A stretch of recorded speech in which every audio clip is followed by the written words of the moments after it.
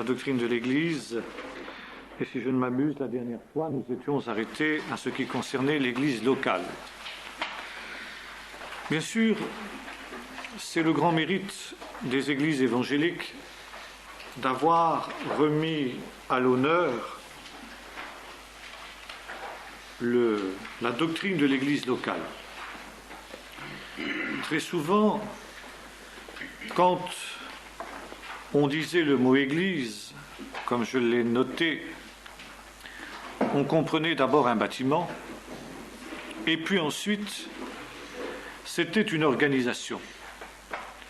L'Église catholique, l'Église réformée, l'Église orthodoxe, etc.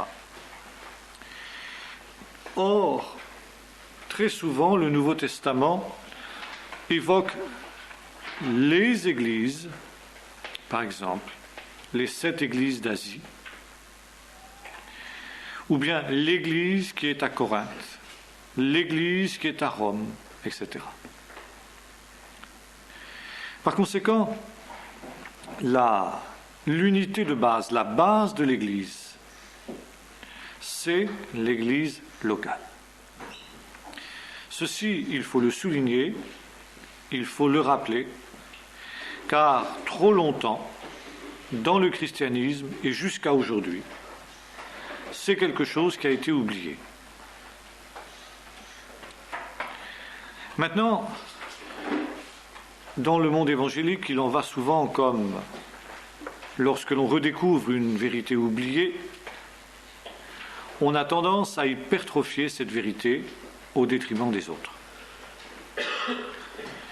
Et très souvent, dans le monde évangélique, l'Église, c'est l'Église locale et rien que l'Église locale. Très souvent, les églises évangéliques sont de type congrégationaliste, c'est-à-dire qui prônent une autonomie plus ou moins large de l'Église locale.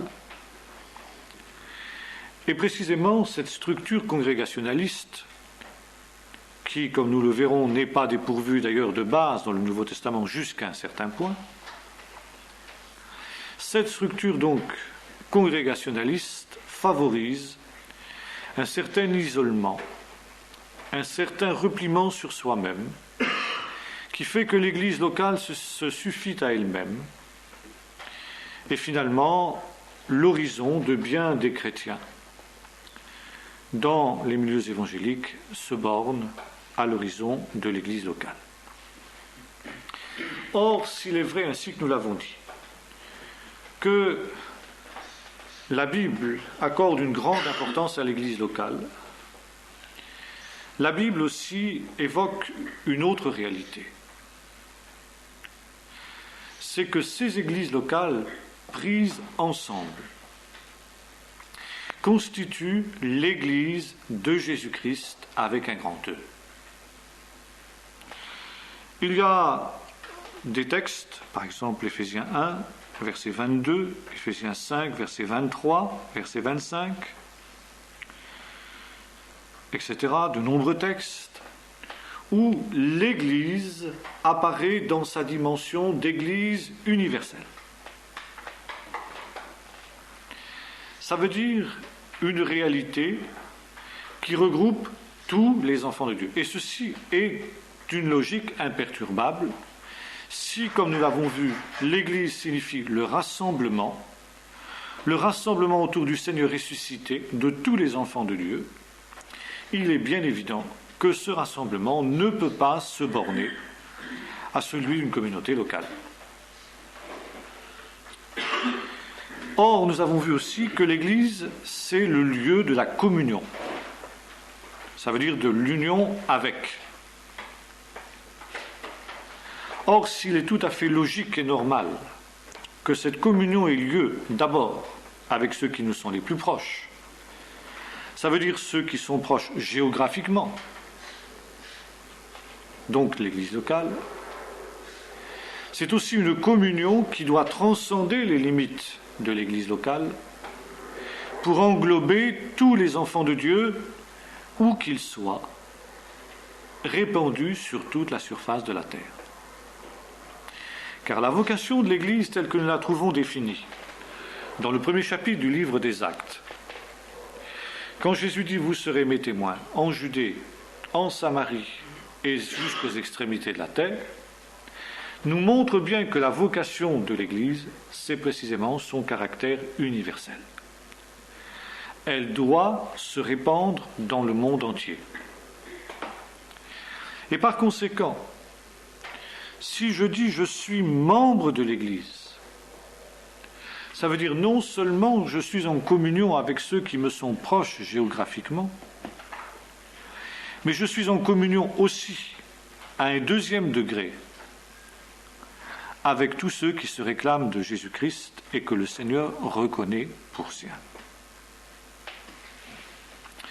Et c'est pourquoi la vérité dans ce domaine, comme dans pratiquement tous les autres points de doctrine, c'est cet équilibre entre la vision de l'Église locale et la vision de l'Église universelle. Les premiers chapitres de l'Apocalypse sont très intéressants à cet égard. Car comme nous l'avons cité tout à l'heure, nous avons vu les 7 églises d'Asie.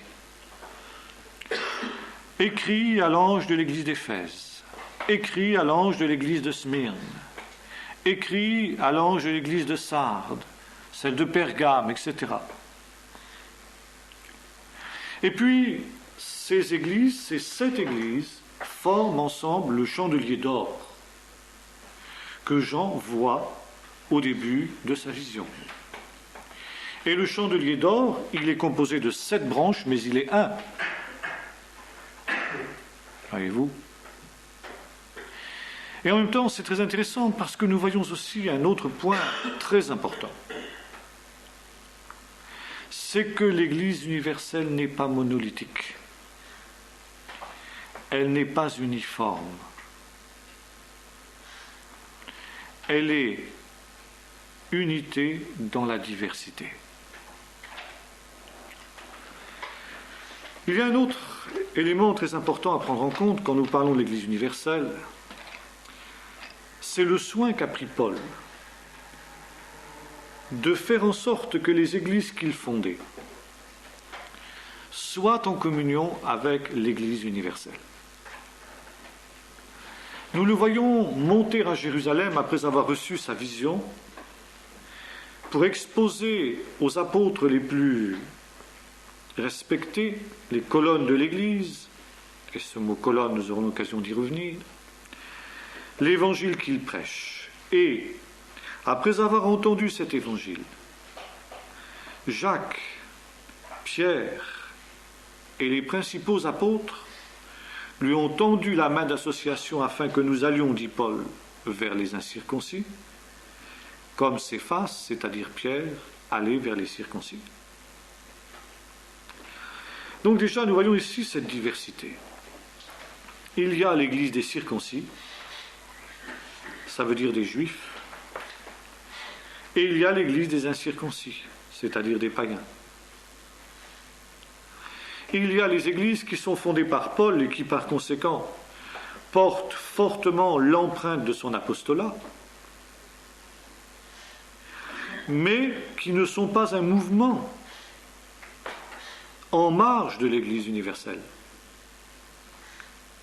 qui ne sont pas une Église, au sens où on l'entendrait aujourd'hui, l'Église réformée ou les Églises baptistes, mais elles sont en communion avec le reste de l'Église. Les Églises pétriniennes, les églises qui, si on en croit une tradition qui est extra-biblique, mais qui semble avoir été historique, fondée par Marc en Égypte, par d'autres apôtres dans d'autres lieux, si l'on en croit une autre tradition un peu plus discutable sur le plan historique, mais qui a peut-être des fondements quand même, avec les églises fondées par Thomas en Inde. N'est-ce pas ? Tout ça, c'est l'église de Jésus-Christ. Bon, les églises de Paul étaient certainement différentes sur un certain nombre de points des églises d'Égypte ou des églises de l'Inde.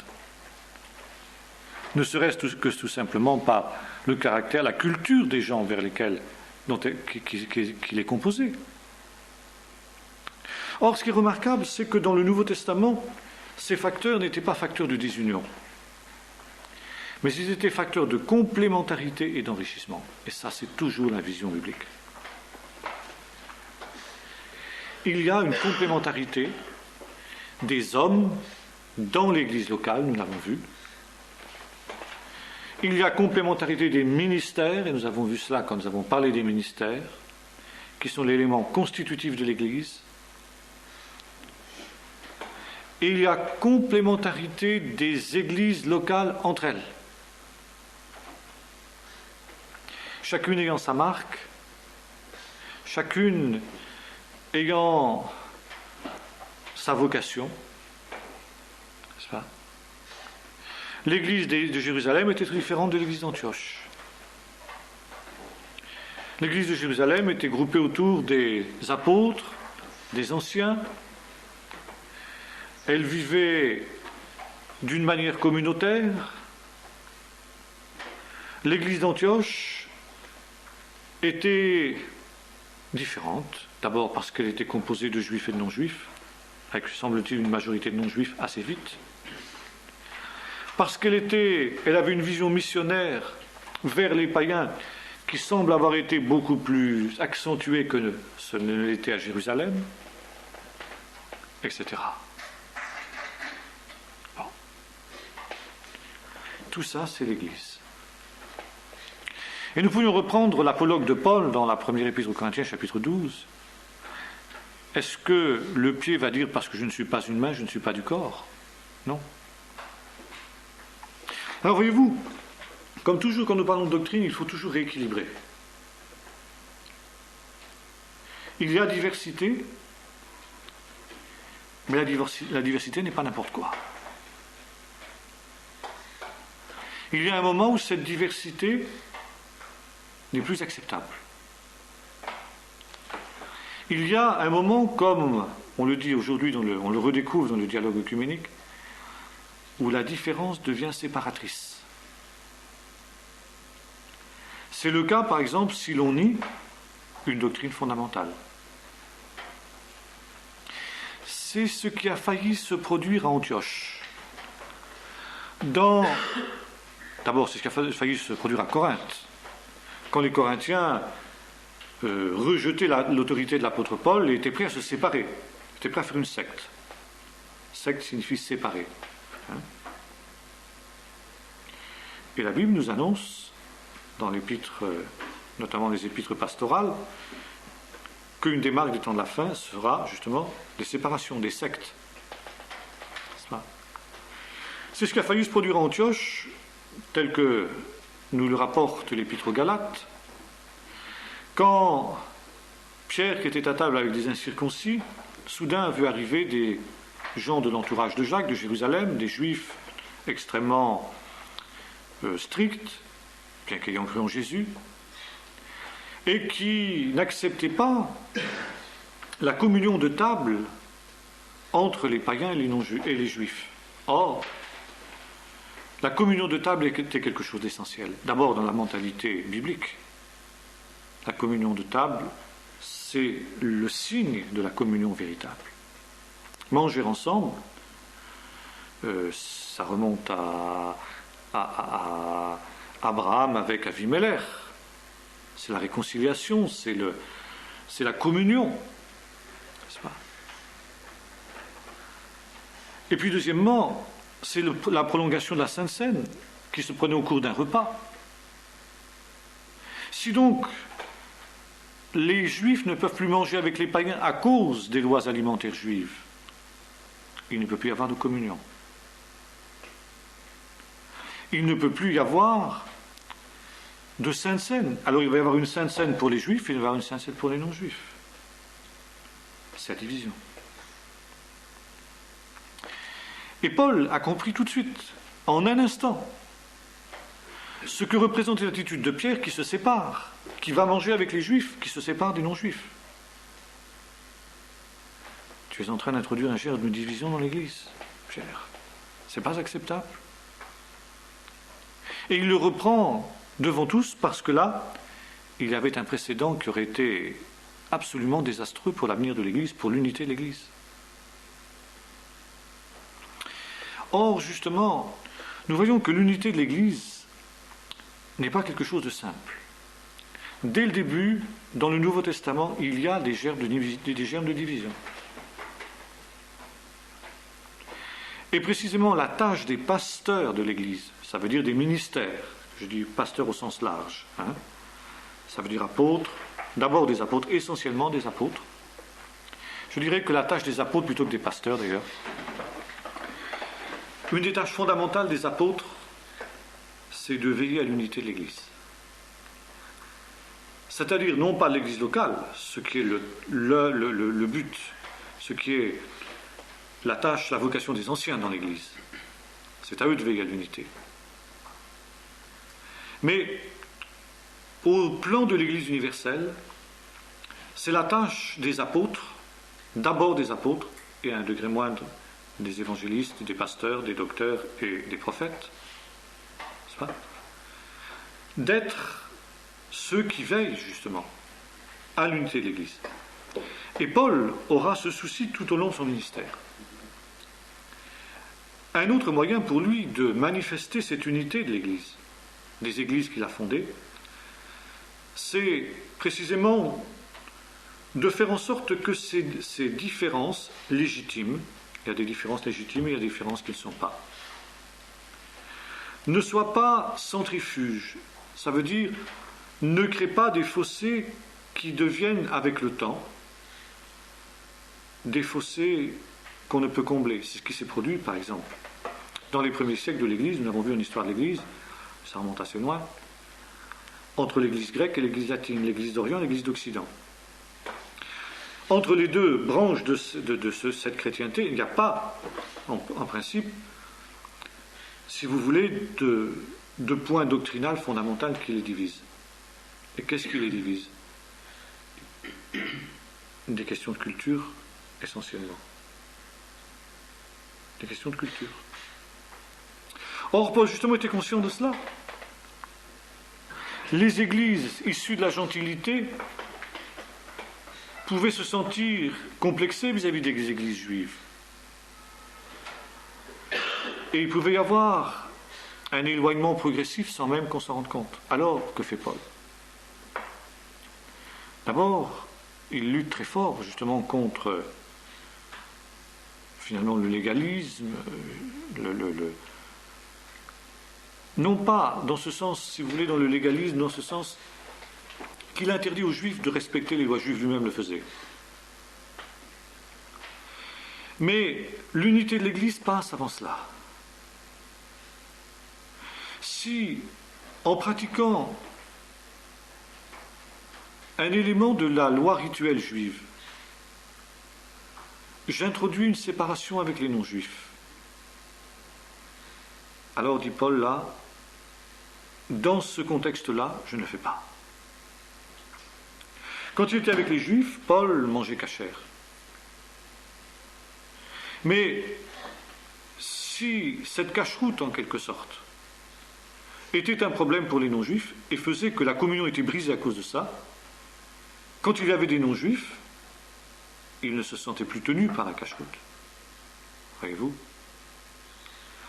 Et c'est là précisément que nos chers frères juifs avec lesquels nous étions en contact, que je ne nommerai pas, ont eu tort. Sur ce plan-là, ils avaient tort.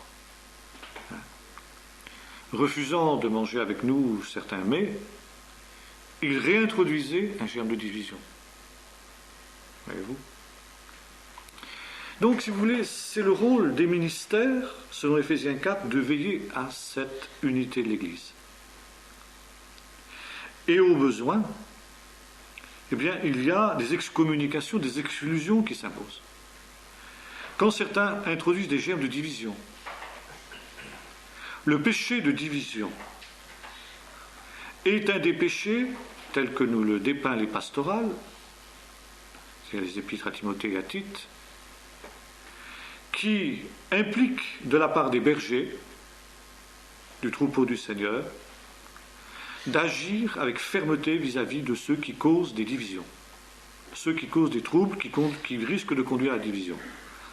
Il y a 3 raisons essentielles pour lesquelles on doit exclure un membre d'Église: l'immoralité, des péchés immoraux, des péchés grossiers, dans le domaine sexuel, ou dans le domaine du meurtre, ou dans le domaine de l'argent, n'est-ce pas? La faute doctrinale grave, qui va introduire un germe de division, justement. Et puis celui qui crée des divisions par des querelles de personnes, des choses comme cela. Celui-là doit être averti, il doit recevoir 2 ou 3 avertissements, puis ensuite il doit être éloigné. Et alors, ce sont ces faux docteurs, faux prophètes, qui surgiront dans l'Église, dit l'apôtre Paul. Et aux anciens d'Éphèse, il dit: il s'introduira après mon départ, je le sais, des loups ravisseurs qui n'épargnent pas le troupeau. Donc veillez attentivement sur le troupeau sur lequel le Seigneur vous a établi surveillant, épiscope et ancien. N'est-ce pas? Et c'est pourquoi le problème de l'unité de l'Église n'est pas un problème simple. Et je dirais qu'avec le temps, il était quasi inévitable que dans la perspective d'une structure souple, comme c'était le cas dans l'Église primitive, eh bien, il y ait pratiquement des germes de division qui s'introduisent. Et c'est ce qui s'est produit. Finalement, face à ces germes de division, il y avait 2 attitudes possibles. La première, c'était une attitude autoritaire, une structure monolithique, autoritaire, hiérarchisée, cléricalisée, qui à la limite rendait, sinon impossible, du moins extrêmement difficile la division, surtout si cette structure hiérarchisée s'appuyait sur le bras séculier. Ce qui fut rendu possible au moment de la conversion de Constantin. Et les déviants, les hérétiques, considérés comme tels à tort ou à raison, étaient non seulement exclus de l'Église, mais livrés au bras séculier, c'est-à-dire châtiés, emprisonnés, ou pire encore, mis à mort. Évidemment, on était en pleine déviation. Bien. Ou bien alors, il y a l'autre tendance, qui est finalement la tendance évangélique, qui consiste à dire, eh bien, ma foi, après tout, les ruptures sont-elles si négatives que cela? C'est un fait qu'à moins de revenir à un système constantinien, on ne peut éviter, car les églises protestantes ont aussi été tentées par le système constantinien, qu'on se souvienne de Zwingli faisant noyer les anabaptistes à Zurich, des luthériens et des réformés traquant justement ces mêmes anabaptistes ménonites et autres, n'est-ce pas, pour éviter justement les ruptures. Et puis évidemment, ceux qui ont été persécutés, qui ne voulaient pas du tout revenir au même stade, on dit, ben voilà, oui, il y a des ruptures. Il y a des ruptures. On ne peut rien faire contre. Et il y en aura toujours. Autant en prendre son parti. Et on arrive finalement à une affirmation de Finet. Bon, j'ai beaucoup de respect pour Finet, un grand homme de Dieu. Mais c'était un homme de Dieu. Et un homme. Il pouvait faire des erreurs sur un certain nombre de points. Et Finet disait, bah écoutez, si dans une église on n'arrive pas à s'entendre, autant qu'on se divise, qu'on se sépare à l'amiable. Divorce par consentement mutuel. C'était une vision qui n'était pas biblique, qui était pragmatique. Et résultat, aux États-Unis, je ne sais pas combien d'églises différentes, enfin des centaines, quoi. Et il y a une sanctification de la rupture en milieu évangélique. Alors, comment réconcilie-t-on ça en milieu évangélique avec la vision de l'Église universelle? Parce que finalement, il y a cette espèce de paradoxe. Qu'est-ce que c'est l'Église? C'est mon Église locale, ou à la limite l'union d'églises à laquelle j'appartiens. Et vous avez par exemple la vision un peu pentecôtiste, on ouvre telle ville. Alors vous lisez dans le Pentecôte ou bien un journal missionnaire quelconque, nous avons ouvert telle ville. Pour la première fois, l'évangile est annoncé dans cette ville. Ben oui, c'est un malheur. C'est que dans cette ville, il y a déjà des réformés, il y a déjà des baptistes, il y a déjà des ménonites, il y a déjà des... Mais non, ils n'existent pas. Ils ne sont pas l'Église, ceux-là. Nous sommes l'Église. Nous ouvrons, ça y est, nous faisons un travail de pionnier. Nous sommes, en quelque sorte, nous arrivons au terrain conquis. Sur le champ missionnaire, c'est pire encore. Nous avons ouvert tel pays d'Afrique. Ah oui, mais ça fait 100 ans que des missionnaires qui sont d'une autre dénomination, ou voire d'un autre pays, sont installés là, et qu'ils y prêchent l'évangile. Non, non, on ne veut pas le savoir. Nous avons ouvert. On arrive comme s'il n'y avait rien, on fait comme s'il n'y avait rien. C'est la sanctification de la rupture. Alors évidemment, on se marche sur les pieds. Évidemment, il y a des tensions, il y a des difficultés, il y a des problèmes.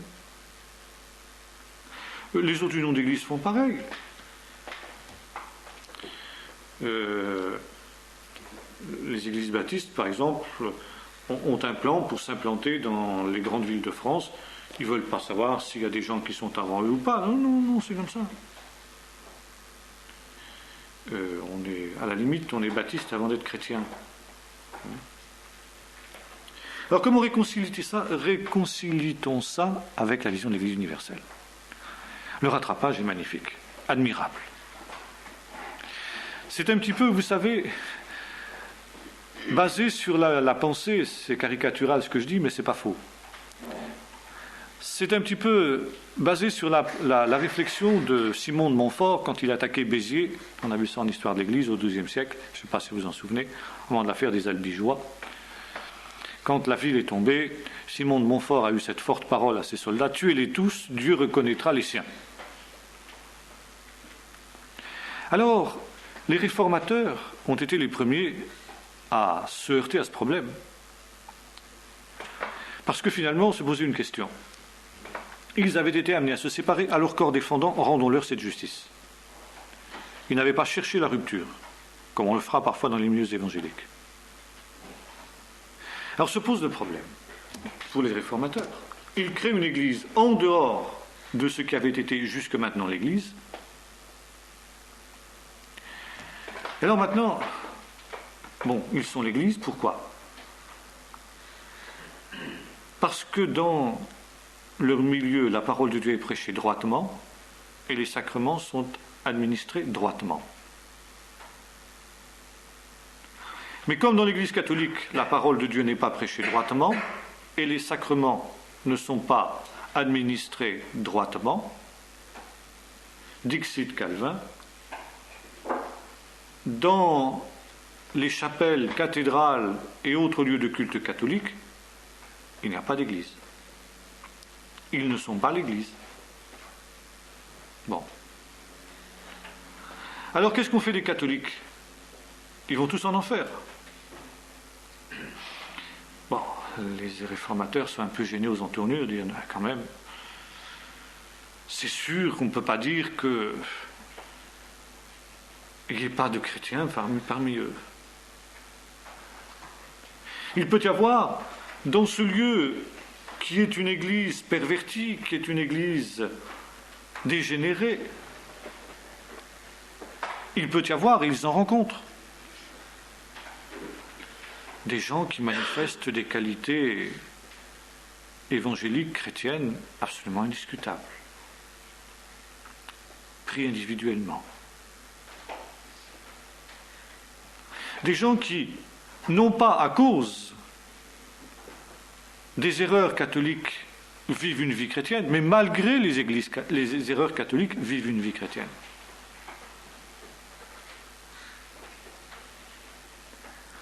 Alors qu'est-ce qu'on dit? Eh bien, on émet la doctrine de l'Église visible et l'Église invisible. Il y a l'Église visible, qui est essentiellement l'endroit où 2 ou 3 se rassemblent en mon nom, je suis au milieu d'eux, donc l'Église locale. L'endroit où la parole de Dieu est prêchée droitement et où les sacrements sont administrés droitement. Ce qui veut dire que selon Calvin, à l'extrême limite, certaines paroisses catholiques pourraient répondre à cette définition-là, si elles prenaient véritablement leur distance par rapport à ce qui est la doctrine officielle de l'Église catholique. Ça, c'est l'Église visible. Et Calvin dit il faut qu'il y ait une certaine visibilité de l'Église. Il faut qu'il y ait une visibilité de l'Église pour que ce soit un point de repère pour les inconvertis. Mais cette visibilité de l'Église, elle s'opère sur le plan local, uniquement sur le plan local. Et l'Église universelle, c'est l'Église invisible. Et les contours de l'Église invisible, de l'Église universelle, les frontières de l'Église universelle, invisible donc, ne se confondent pas avec ceux de l'Église visible. Et ceci pour une autre raison, dit Calvin. Car même dans une Église où la parole de Dieu est prêchée droitement et où les sacrements sont administrés droitement, tous ne sont pas des véritables chrétiens. Il peut y avoir, même au sein de cette Église fidèle, des infidèles, des hypocrites, des méchants. Donc, tous ceux qui appartiennent à l'Église visible, dans ce qu'elle a de fidèle, ne sont pas obligatoirement membres de l'Église universelle et invisible. Et finalement, Calvin arrive à cette doctrine que Dieu seul connaît quels sont les contours de l'Église invisible. C'est là que je faisais allusion à Simon de Montfort, Dieu reconnaîtra les siens. Il ne dit pas tuez-les tous. Mais Dieu reconnaîtra les siens. Et alors, ça, dans la doctrine de Calvin, deux conséquences. Ce n'est pas à l'homme de délimiter les contours de l'Église invisible, de l'Église universelle. Alors, ça veut dire que, premièrement, je n'ai pas, en tant que pasteur, à, comment dirais-je, écarter de l'Église des gens qui ne marchent pas droit. Parce que Dieu seul sonde les reins et les cœurs, et Dieu seul fera le tri au dernier jour. Il y a dans l'Église le bon grain et l'ivraie. Le pasteur doit prêcher l'Évangile droitement, et puis si l'Évangile tombe sur un bon terrain, il portera du fruit, ce n'est pas son problème. Et nous sommes ici dans la vision de l'Église multitudiniste. L'Église est ouverte à tous, sans condition préalable, parce que Dieu reconnaît les siens. Par conséquent, l'Église peut continuer à se confondre avec la société civile, et nous sommes à nouveau dans le système constantinien. Et puis deuxièmement, sur le plan de l'Église universelle, je n'exclus pas, dit Calvin, je n'exclus pas qu'un certain nombre de catholiques, finalement, fassent aussi partie de l'Église universelle. Mais ce n'est pas à moi de le dire, ce n'est pas à moi de le déterminer. Et alors, ce faisant, eh bien, c'est admirable, parce que on peut, en quelque sorte, reconnaître et admettre toutes les divisions qu'on voudra. Non seulement ensuite avec le catholicisme, mais finalement d'avec les autres églises établies. Je ne suis pas d'accord avec tel point de cette église, je la regarde comme apostate, hérétique, etc. Et moi je crée mon église, où je ne suis pas d'accord tout simplement avec le pasteur de cette église-là, ou son responsable, je me sépare, tout simplement, parce que je ne suis pas d'accord avec lui, parce que sa tête ne me revient pas, parce que je ne peux pas le sentir, et voilà. Comme on évoquait par exemple avec Jean-Yves Carvet, ces temps-ci qu'on faisait expérience, un certain cas où un pasteur a été éliminé parce que sa femme faisait des fausses notes à l'orgue. Bon, pourquoi pas? Si. Alors on va créer une église où la femme du pasteur va jouer de l'orgue à merveille. Ça ne veut pas dire qu'on dit ces gens qui dans l'église desquels la femme du pasteur fait des fautes à l'orgue ne sont pas des chrétiens, ne sont pas l'église. Mais comme ce n'est pas mon problème, l'unité de l'église, c'est le problème du Seigneur. Finalement, je suis uni, je suis en communion avec ces gens qui sont des véritables chrétiens dans toutes les églises. Je suis en communion avec ceux qui sont avec les chrétiens de l'église catholique qui sont des vrais chrétiens. Je suis en communion avec ceux de l'église orthodoxe qui sont des vrais chrétiens. Je suis en communion avec ceux de l'église anglicane. Je suis en communion avec les églises avec lesquelles je suis par ailleurs coupé. Je suis en communion avec eux. Je ne les connais pas, je ne les vois pas, mais je suis en communion avec eux. Une communion très, très éthérée, bien sûr, puisque je ne les fréquente pas, je ne les connais pas. Les catholiques ne prendront pas la Sainte Seine avec des gens qui ne reconnaissent pas toute leur vision de l'Eucharistie, etc. Enfin bon, voilà. Mais on est en communion quand même. Admirable rattrapage. Seulement, il est évident que c'est pas biblique. Cette vision-là n'est pas biblique du tout. Et alors, quelle est la vision biblique? Eh bien, la vision biblique, nous l'avons vu, c'est qu'il y ait communion. C'est qu'il puisse y avoir des divergences, des différences plutôt que des divergences, mais la communion. La communion dans le domaine, je dirais d'abord, les deux domaines que Paul évoque dans l'Épître aux Éphésiens, chapitre 4, la vérité dans l'amour. Vérité et amour. Si il n'y a pas de communion sur la base de la vérité, eh bien automatiquement c'est la porte ouverte à toutes les hérésies. Et si la vérité n'est pas vécue dans l'amour, dans la charité, elle provoque des ruptures automatiquement. Alors évidemment, l'équilibre est difficile entre les deux. Parce que pour un dialogue, il faut être deux. Pour être en communion, il faut être deux. Et finalement, il y a un autre problème qui vient tout compliquer les choses, c'est que finalement, qu'est-ce que c'est que l'Église universelle? Alors, je ne dis pas que Calvin avait entièrement tort. C'est vrai que l'Église invisible ne se confond pas absolument avec l'Église visible.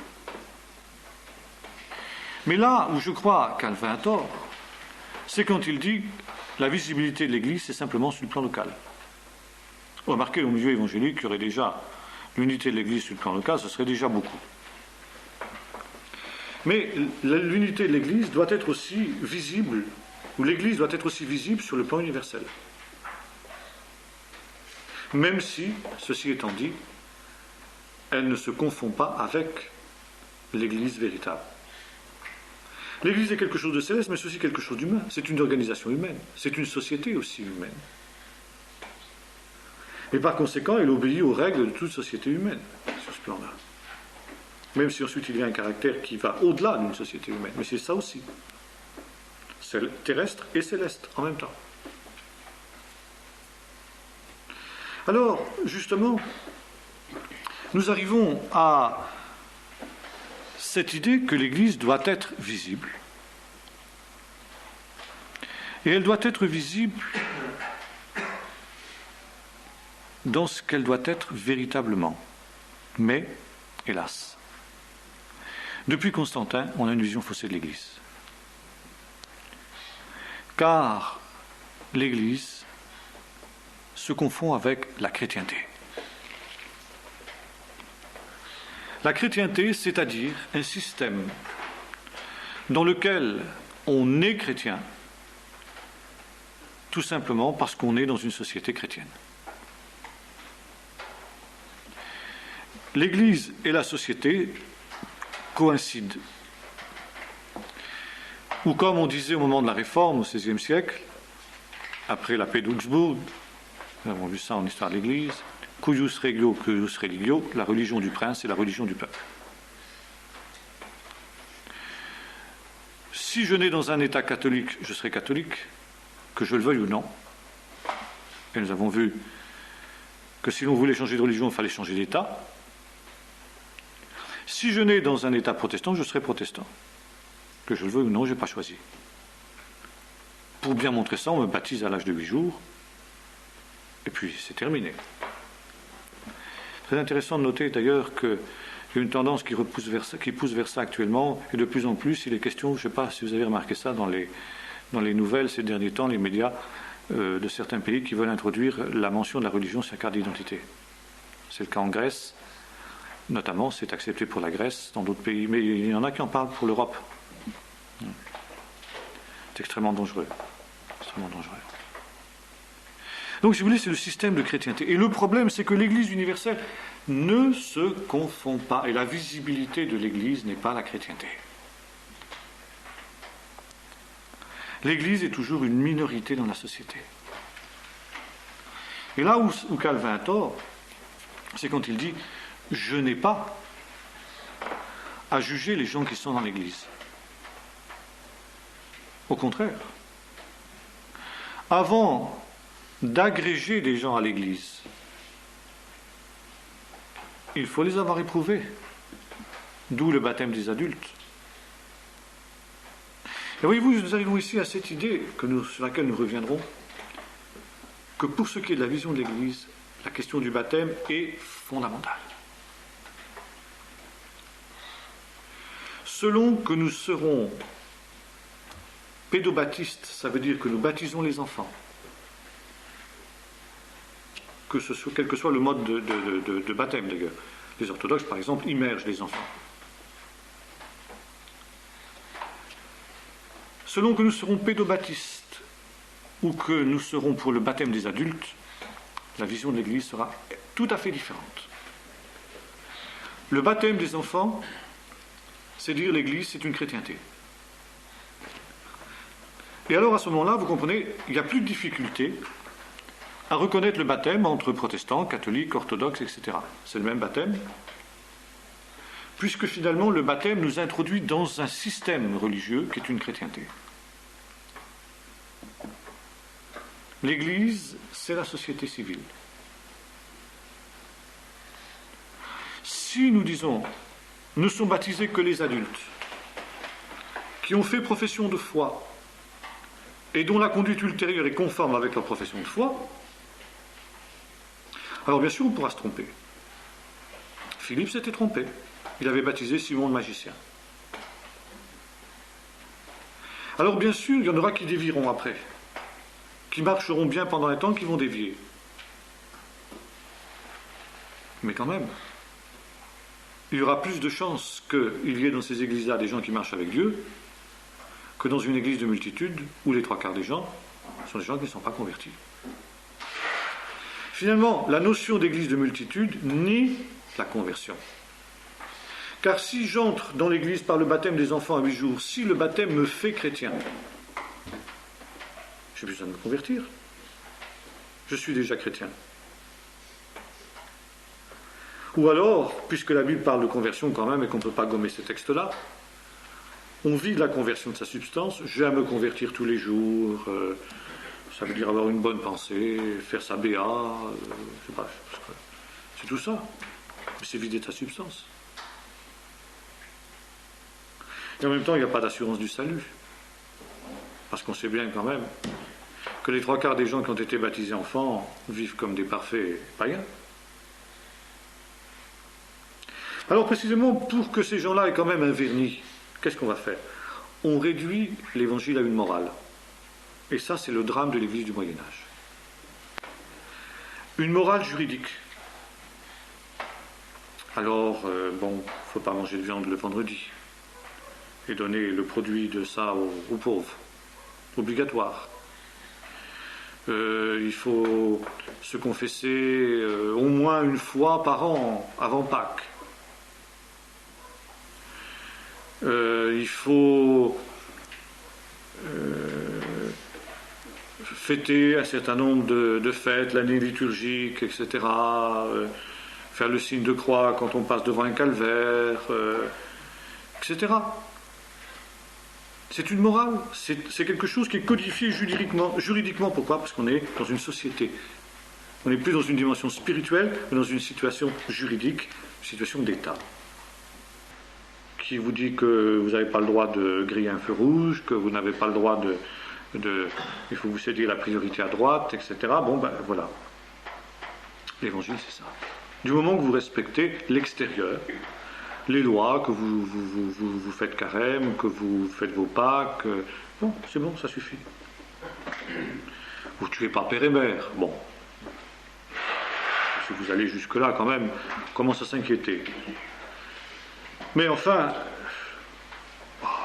quelques petites fredaines par-ci par-là, du moment que vous allez vous confesser après, c'est bon.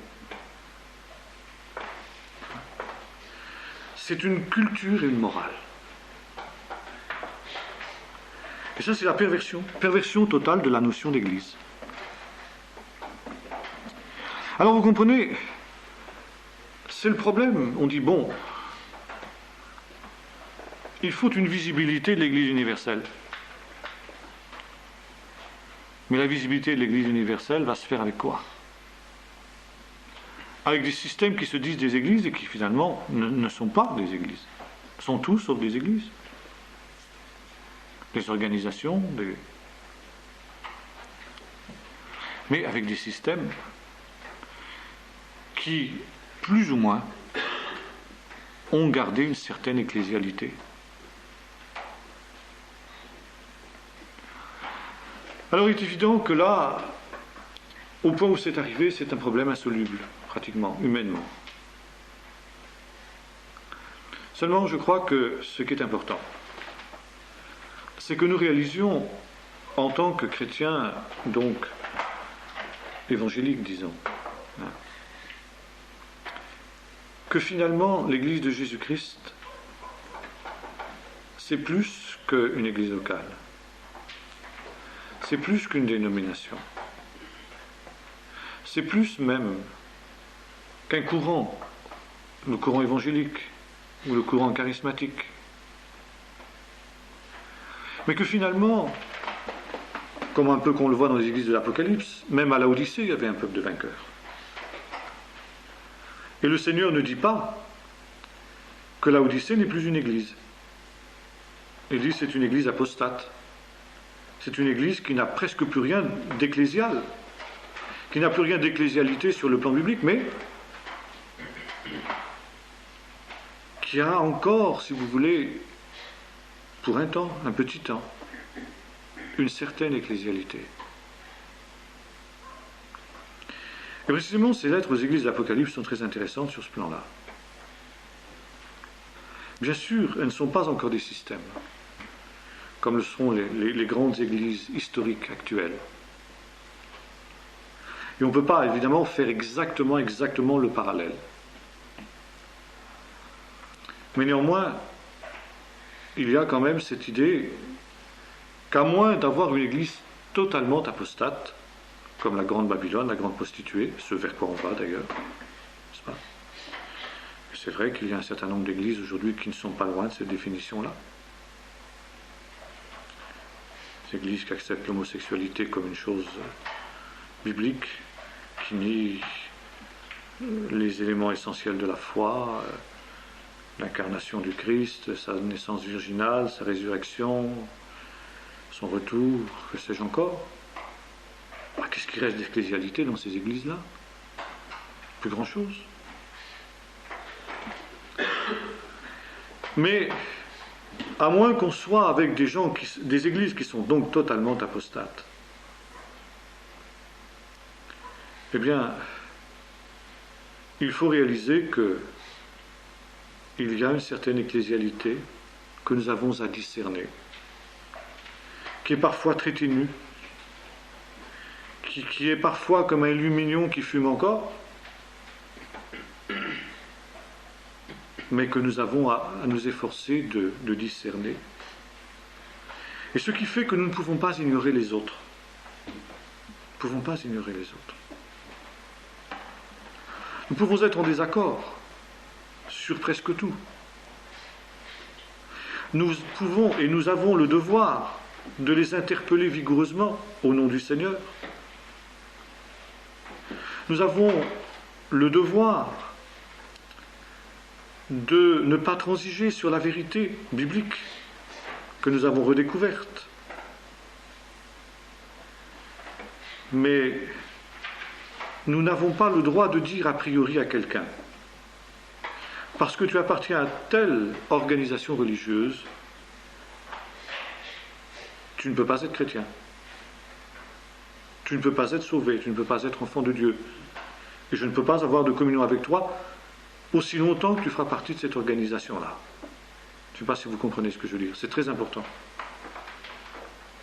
Alors ça ne veut pas dire que tous ceux qui appartiendront à ces églises-là, nous avons à les reconnaître comme chrétiens et à chercher une communion avec eux. Car effectivement, moins l'ecclésialité du système sera important, moins le nombre des vrais chrétiens sera important, automatiquement. Par conséquent, nous devrons faire œuvre de discernement. Prenez garde aux faux frères, prenez garde aux faux discoureurs, dit l'apôtre Paul, aux faux ouvriers, même parfois ceux qui pourraient être sincères. Mais par contre, nous avons à nous dire, bien peut-être, malgré tout, au milieu d'eux, y en a-t-il quelques-uns. Et c'est vers cela qu'il nous faut aller. C'est avec cela qu'il faut chercher une communion. C'est cela qu'il faut nous efforcer de discerner par le Saint-Esprit. Tout en étant extrêmement vrai, tout en disant, bien, écoute, c'est vrai, je reconnais que tu as l'essentiel. Néanmoins, sur tel point, etc. Quelque chose qui ne va pas. Je vais le dire, dans l'amour. Alors là, voyez-vous, retrouvons cet équilibre entre l'Église locale et l'Église universelle. Nous avons pris sur l'Église locale. Et là, nous avons une attitude tout à fait différente. Nous avons pris sur l'Église locale parce que nous pouvons dire, eh bien, comme dit l'apôtre Paul, ôtez le méchant du milieu de vous. Si quelqu'un ne marche pas droit, et ça contrairement à ce que disait Calvin, qui est d'ailleurs nuancé cela un peu, je suis un peu excessif quand j'attaque Calvin sur ce plan-là, car Calvin reconnaissait, il était au contraire une discipline très stricte vis-à-vis de ceux qui faisaient des péchés grossiers, quoi. Mais enfin, il avait quand même la vision multitudiniste. C'était quand même, la discipline était quand même un peu l'exception. Vous vous souvenez de ces problèmes qu'il y a eu à Genève, d'ailleurs, au sujet de cette question de la discipline à la Sainte-Seine. Mais la discipline à la Sainte-Seine n'était pas une mise hors de l'Église, c'était simplement mise à l'écart de la Sainte-Seine. Donc ce n'était pas mettre hors de l'Église n'importe comment pour Calvin. Tandis que nous, dans le cas de l'Église locale, nous avons à veiller à ce que l'Église locale soit le plus fidèle possible. Parce que nous avons pris sur l'Église locale. Nous n'avons pas pris sur l'Église universelle. Nous n'avons pas la possibilité de réformer l'Église universelle. Ce n'est pas notre ressort. Ça dépasse nos moyens. Alors nous sommes obligés automatiquement d'avoir vis-à-vis de l'Église universelle une attitude différente de celle que nous avons par rapport à l'Église locale. Si par rapport à l'Église locale, nous ne pouvons pas tolérer d'écart par rapport à la saine doctrine, par rapport à la conduite qui convient à la piété, si ce n'est les travers que nous avons les uns et les autres et que nous devons nous efforcer de corriger, nous ne pouvons pas dire, eh bien, parce que tel pratique telle et telle chose qui est manifestement contraire à ce que nous professons, il ne peut pas être sauvé. Car finalement, quelqu'un qui prie Marie peut très bien s'être converti à Jésus-Christ véritablement et continuer à prier Marie quand même. Je ne sais pas si vous comprenez ce que je veux dire. Un orthodoxe qui se prosterne devant les icônes peut malgré tout avoir fait une véritable expérience avec Dieu, tout en continuant à adorer ces icônes parce que c'est culturel, parce que c'est dans sa culture religieuse. Alors qu'est-ce que je vais faire vis-à-vis de cet homme? Je vais lui dire, ah, aussi longtemps que tu n'auras pas brûlé tes icônes, moi je ne peux rien avoir avec toi. Non. Je lui dis, écoute, je reconnais que tu as rencontré Jésus-Christ véritablement comme ton sauveur. Mais voilà, je me retrouve sur ce terrain-là avec toi. Je te reconnais comme mon frère. Maintenant, en toute humilité, je dois te dire que tes icônes, c'est anti-biblique. Ça ne veut pas dire qu'à cause de ça, tu vas être perdu. Ça veut dire que tu es infidèle. Si vous voulez, prenons un cas un petit peu moins grand. Nous sommes, vous le savez bien, au sein du monde évangélique, pratiquement les derniers, les rares, enfin pas les derniers, mais parmi les derniers, qui continuent à respecter ce que la Bible dit au sujet du voile, par exemple pour la femme pendant les cultes. Bon. Il y a de nombreuses personnes qui viennent au milieu de nous, en vacances ou d'autres églises, qui ne mettent pas le voile, parce qu'elles ne sont pas enseignées sur cette affaire-là. Alors qu'est-ce qu'on va faire? Vous ne mettez pas le voile, vous êtes perdus, vous n'êtes pas nos sœurs, nous n'avons pas de contact avec vous, vous ne prendrez pas la Sainte Seine. Non. Nous disons, ces personnes-là, elles ont peut-être rencontré Jésus-Christ authentiquement, véritablement, mais sur ce point-là, elles ne sont pas fidèles. Et alors évidemment, quand viennent des personnes comme ça au milieu de nous, on ne va pas les agresser en disant « Hey, vous n'êtes pas fidèles sur ce point-là, on reconnaît que vous êtes des sœurs peut-être, mais dépêchez-vous de mettre en ordre. » Non. Elles n'appartiennent pas à notre Église. Nous n'avons pas à régenter leur vie, ni à intervenir. Le Seigneur ne nous appelle pas à ça. Maintenant, nous sommes un exemple, elles voient au milieu de nous, toutes les femmes qui ont la tête voilée. Et c'est souvent spontanément ces gens-là qui disent mais pourquoi vous êtes comme ça? On donne témoignage. Le Saint-Esprit les convainc, le Saint-Esprit les convainc pas, c'est pas notre problème. Même chose vis-à-vis de ceux qui, si je reprends le cas des icônes, nous pouvons dire humblement, nous pouvons rendre témoignage humblement, dire sur ce point-là vous n'êtes pas fidèle. Pour telle et telle raison, parce qu'il y a tel et tel texte. Or, il est évident que tout enfant de Dieu digne de ce nom doit s'efforcer d'être fidèle à tout ce qui est écrit. Donc, mon cher frère, je me permets de t'interpeller fraternellement en disant, est-ce que tu ne crois pas que tu devrais réformer ce point-là? Et tu dis-le, vois-le. Tout ce que je peux dire. C'est pas à moi d'aller ensuite avec un bâton dire, tu vas arrêter cette icône, sinon moi c'est moi qui te la brûle. Non. Je ne sais pas si vous comprenez ce que je veux dire. Vous comprenez, c'est pas simple, cette vision de l'Église universelle. Et c'est pas simple parce que justement, en plus de ça, nous arrivons au temps de la fin et tout est en mouvement. Je disais ces jours-ci avec Yvon Charles, nous parlons beaucoup de ces choses ces temps-ci parce que c'est un problème très important. Il y a encore 30 ans de cela, quand je me suis converti, les choses étaient claires, relativement. Bon, il y avait l'Église catholique, il y avait le protestantisme historique, les réformés, les luthériens. Bon, on les situait à peu près, ils étaient comme ci, ils étaient comme ça, ils étaient fidèles sur tel point, pas fidèles sur tel autre. Il y avait le monde évangélique,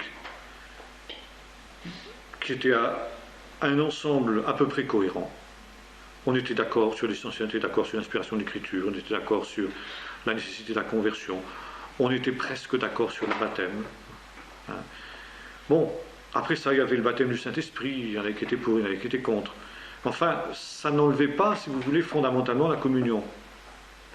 On était d'accord pour reconnaître que le baptême du Saint-Esprit, les dons du Saint-Esprit, c'était un plus, mais ce n'était pas quelque chose, une condition absolument sine qua non.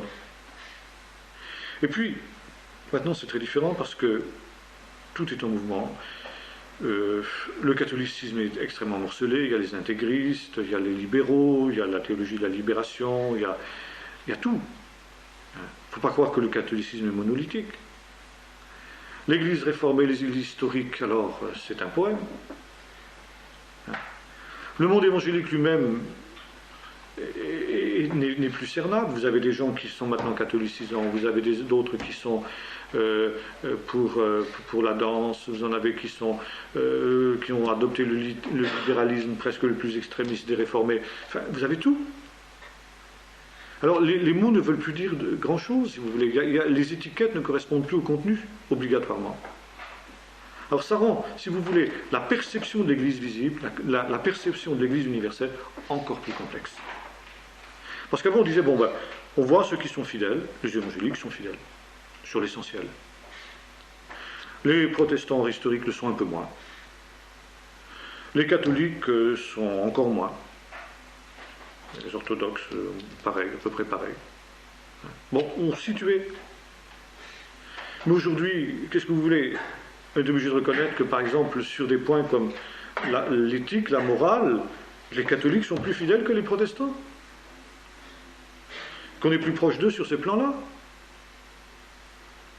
Et d'un autre côté, il y a des choses où on est beaucoup plus proche des protestants et on est en désaccord avec les catholiques. Ça ne se cerne plus. Et c'est pourquoi là, il faut s'élever, si vous voulez, de cette vision des étiquettes, qui est une vision, en fin de compte, une vision qu'on peut dire, finalement, confessionnelle, ou bien, comme je disais tout à l'heure, une vision de système, de chrétienté, à la perception finalement de quelque chose qui est là, où Dieu finalement aussi reconnaît les siens, c'est vrai, mais où Dieu nous donne de les reconnaître. C'est pas c'est pas le tout de dire Seigneur, tu reconnaîtras les tiens, et moi ça me concerne pas, je ne m'inquiète pas de reconnaître les tiens. Seigneur reconnaîtra les siens, ça c'est sûr. Mais il faut que nous aussi, par la grâce de Dieu et avec l'Esprit de Dieu, nous cherchions à les reconnaître. C'est ça, si vous voulez, la vision de l'Église universelle.